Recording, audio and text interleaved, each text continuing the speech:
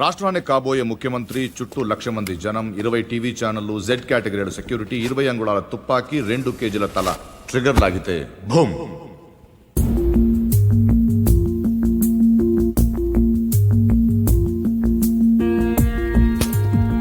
ఇందులో 3 ప్రాబ్లమ్స్ ఉన్నాయి. 1, బుల్లెట్ ఈ గన్లోంచి పేర్లేదు. పోనీ కాల్చిన వాడి దగ్గర 2 గన్లు ఉన్నాయి, కాల్చింది పట్టుకుపోయి దీన్ని వదిలేశాడు అనుకుందాం. 2, ఈ యాంగిల్ నుంచి కాలిస్తే బుల్లెట్ తలపైన తగలాలి కానీ సరిగ్గా నుదుటి మధ్యన తగిలింది. It's straight shot.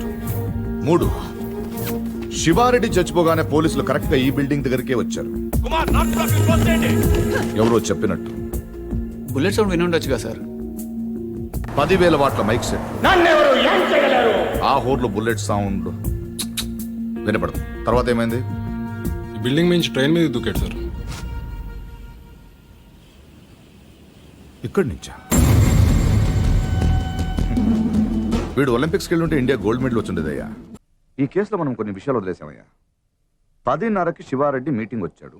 10:45కి డయాస్ మీద ఉన్నాడు. కాదు సార్, 11:10కి డయాస్ మీదకి వచ్చి స్పీచ్ స్టార్ట్ చేశాడు. తర్వాత సార్ 1 సెకండ్ సార్, 10:30కి శివారెడ్డి వచ్చాడు. 11:10కి స్పీచ్ స్టార్ట్ చేశాడు. 11:13కి బుల్లెట్ తగిలింది. 11:20కి పోలీసులు బిల్డింగ్ సరౌండ్ చేశారు. 11:25కి హంతకుడు ట్రైన్ మీదకి దూకి పారిపోయాడు. వెయిట్. షూట్ చేసిన వాడు అంత రిస్క్ తీసుకుని ప్లాట్ఫామ్ మీదకి ఎందుకు దూకాడు? రోడ్ మీద వెళ్ళొచ్చు. కరెక్టే సార్, కానీ అదే టైంకి రోడ్డు మీద పెద్ద యాక్సిడెంట్ జరిగింది సార్. రవి,